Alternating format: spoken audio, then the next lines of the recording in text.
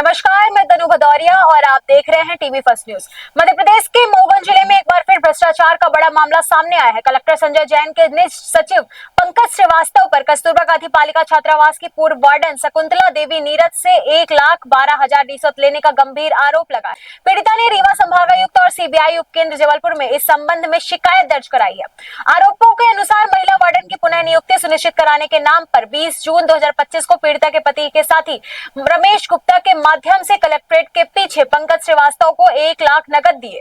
अगले ही दिन 12,000 और खर्चे के नाम पर मांगे गए, लेकिन न नियुक्ति हुई न पैसा लौटा। निराश होकर महिला हाईकोर्ट पहुंची, जहां से 26 सितंबर 2025 को पुनः नियुक्ति का स्थगन आदेश जारी हुआ। आरोप है कि आदेश के बावजूद पंकज श्रीवास्तव ने इसे लागू करने में बाधा डाली, जिसके बाद कलेक्टर को हाईकोर्ट का तलवाना जारी किया गया।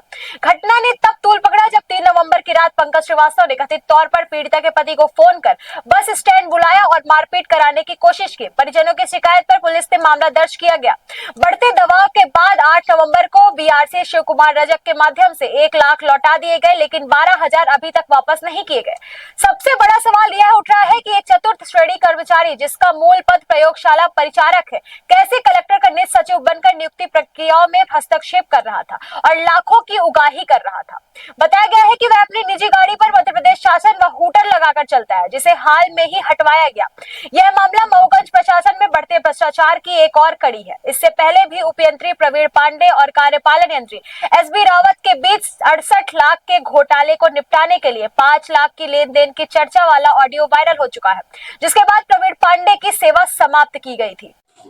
हमारा नाम है शकुंतला देवी नीरज जी। सर, हमें कस्तूरबा दुगवा कुलव्यान में केजीबीवी में वार्डन है, उसी के माध्यम से पैसा लिए हैं 1,20,000 तारीख को पंकज श्रीवास्तव खेती वार्डन खातिर देंगे, फिर बाद में नहीं दी। जी शिकायत किए हैं, जबलपुर हाई कोर्ट में लगा दिए हैं, कमिश्नर साहब के यहाँ लगाए हैं और यहाँ थाने में भी लगाए हैं।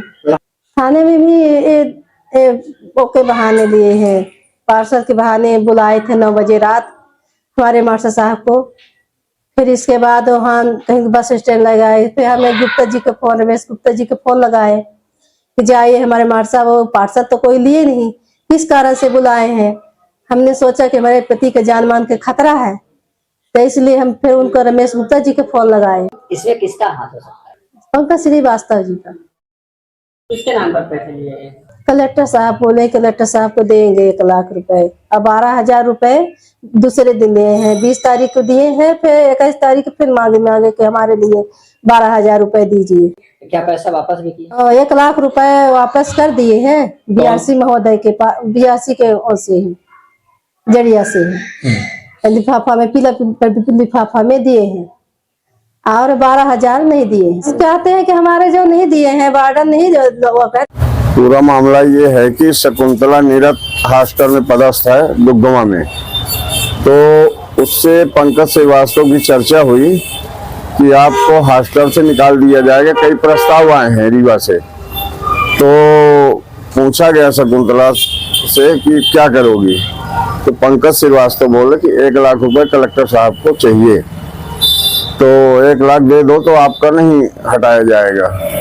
फिर इसके बाद अपने पति को बताई राजेंद्र जी को, तो राजेंद्र जी हमसे बताए, तो फिर हमसे ये मांगे 1 लाख रुपए राजेंद्र जी कि पंकज श्रीवास्तव जी को देना है, जिससे हमारा हॉस्टल चलता रहे। तो हम 1 लाख रुपए निकाल के हम और राजेंद्र नीरज जी गए पंकज जी के पास, तो पंकज जी बोलते हैं कि रमेश गुप्ता पुलिस का आदमी है, तो हम अभी काम नहीं करेंगे। तो हम बोले कि भाई कर दीजिए, हम पुलिस वाला काम छोड़ चुके हैं।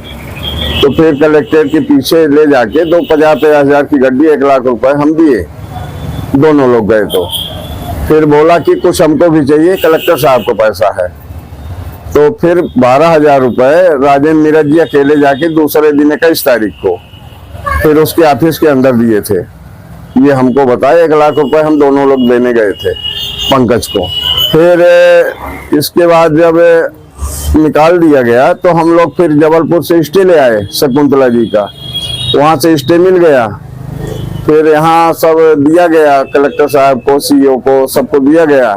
तो इसके बाद प्रभार नहीं दिलाया गया, जब प्रभार नहीं दिलाया गया तो हम लोग गए पैसा मांगने कई बार, तो बोले अभी साहब के पास पैसा रखे, हम मांग के दे देंगे। तो जब ये आनाकानी करने लगे तो बातचीत होने लगी।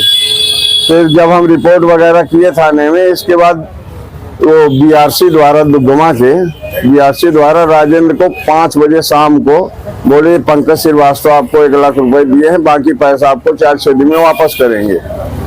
तो हमको फिर राजेंद्र जी 5 बजे ले आके पैसा 1 लाख रुपए वापस किए हैं। तो हम बोले ठीक है, हमारा पट गया, अब अपना 12,000 लेते रहिएगा, जो पैसा हमारे ये अभी पैक है, 1 लाख रुपए पैक है। मैं गिना भी नहीं और मैं देखा भी नहीं कितना, 2 गड्डियां 50-50 हजार की हैं। इसकी शिकायत मैं कमिश्नर साहब को भी दे आया हूं। हम राजेंद्र जी गए थे और शकुंतला नीरद भी गई थी, 24 तारीख को गए थे, 24/11 को, और एक जबलपुर CBI को भी दिए थे लिख के।